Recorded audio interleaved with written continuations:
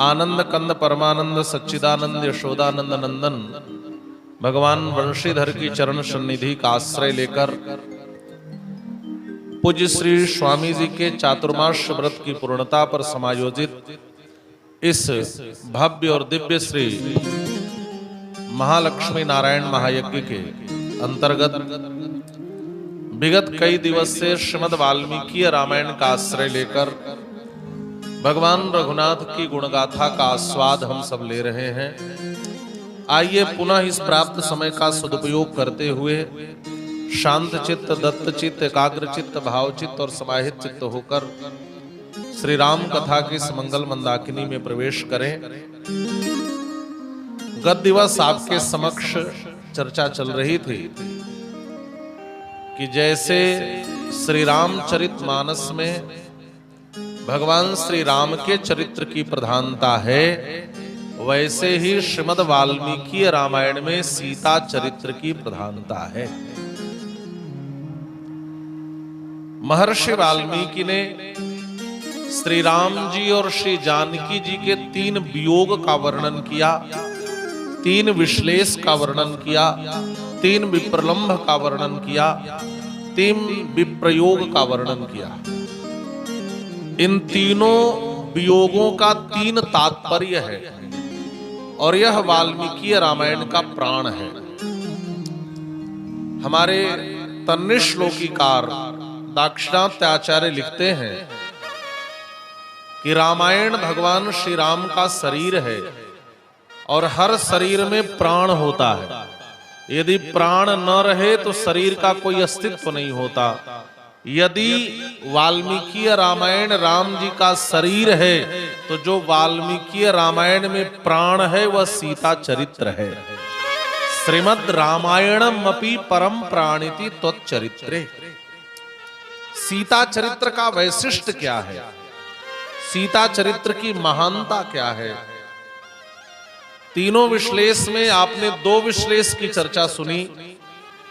कृपा पक्ष को उद्घाटित करने के लिए प्रथम विश्लेष हुआ, पारतंत्र को प्रकट करने के लिए द्वितीय विश्लेष हुआ और आज हम लोग तीसरे विश्लेष की चर्चा करेंगे, अनन्यार्हत्व। ये अनन्यार्हत्व क्या है? एक शब्द है और देखिए हमारे यहां श्री वैष्णव में ये 3 तत्व बड़े महत्वपूर्ण माने जाते हैं। इन 3 तत्वों की समझ जीव को निश्चित होना चाहिए। जो श्री वैष्णव हैं उनके जीवन में ये 3 बातें होनी ही चाहिए। ये 3 बातें कौन हैं? और श्री जानकी जी के चरित्र से वो हमारी आचार्या हैं और अपने चरित्र से हमें सिखाती हैं कि हम वैष्णवों के जीवन में 3 बातें कौन कौन होनी चाहिए। पहली बात है अनन्य भोग्यत्व, दूसरी बात है अनन्य शेषत्व और तीसरी बात है अनन्यार्हत्व। इन तीनों आकार से हमारी श्री जी संपन्न हैं। आप लोगों ने वरद वल्लभा स्तोत्र में एक श्लोक सुना होगा। हमारे आचार्य चरण निवेदन करते हैं, आकारत्रय संपन्नाम अरविंद निवासिनी अशेष जगदीशित्रीं वंदे वरद वल्लभाम। आकारात्रय संपन्नाम। हमारी श्री जी कैसी हैं, हमारी लक्ष्मी जी कैसी हैं, हमारी सीता जी कैसी हैं का 3 आकार से संपन्न है। और हम सभी वैष्णवों में इन 3 आकार का होना आवश्यक है। ये 3 आकार क्या है? का पहला है अनन्य भोग्यत्व, अनन्यार्हत्व। और ये तीनों शब्द वेदांत के हैं।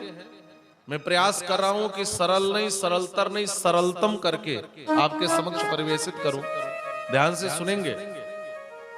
अनन्य भोग्यत्व क्या है? देखिए हमारे यहां एक शब्द है भोग। हम कहते हैं हम भगवान को भोग लगा रहे हैं। आप लोग प्रयोग करते होंगे ना। हम मिष्ठान, फल, अन्न भगवान के सामने अर्पित करते हैं और हम कहते हैं हम भगवान को भोग लगा रहे हैं। ये शब्द है। भोक्ता, भोग्य, इसको हमें समझना पड़ेगा। भोक्ता कौन है, भोग क्या है, हमारी स्थिति क्या है।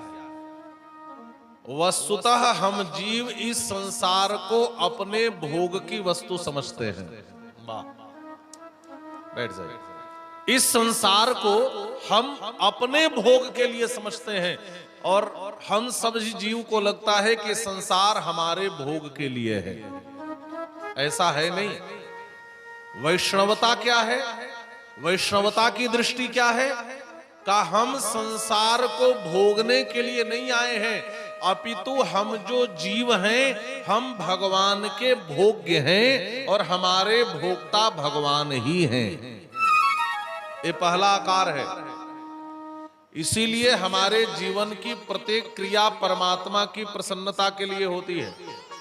हम श्री वैष्णव में आप देखे होंगे उत्सव का कार्ड भी छपता है, तो उस पर लिखा जाता है श्रीमन नारायण मुखोल्लासार्थ। इसका मतलब क्या है, भक्ति और प्रेम की बड़ी बड़ी चर्चाएं होती हैं, बड़ी बड़ी बातें होती हैं।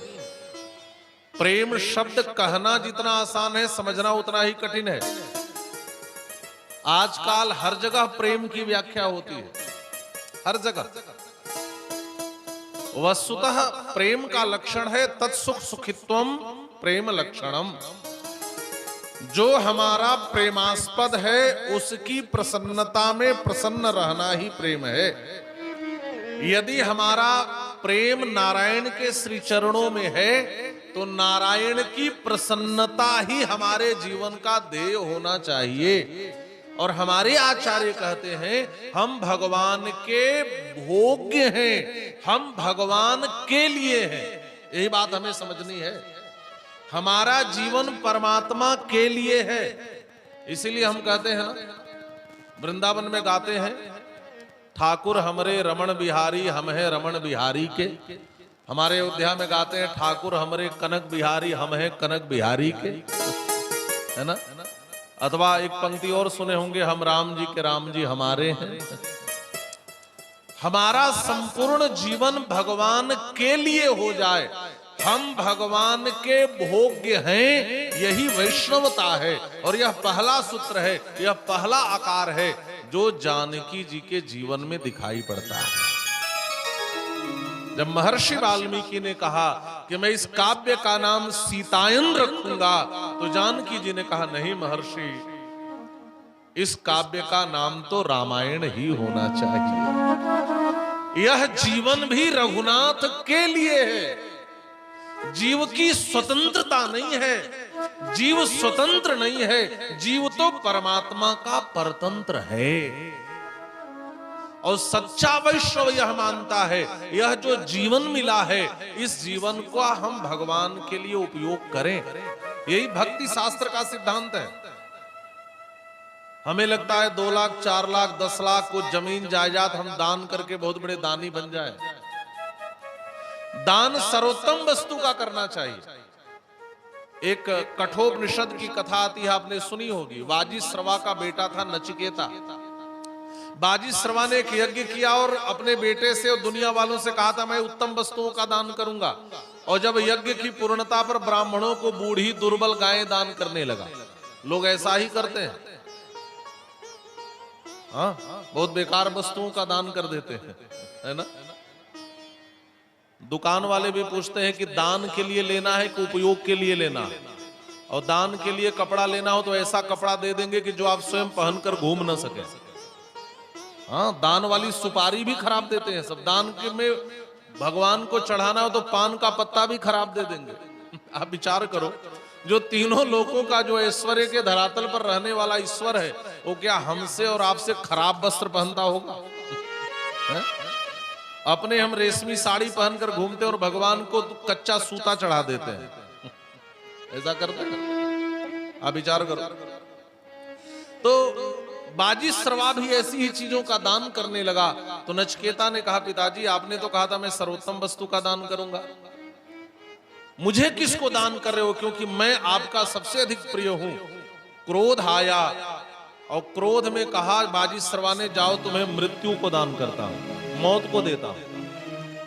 और वह भारत का निर्भीक बालक नचिकेता यमराज के द्वार पर पहुंच गया।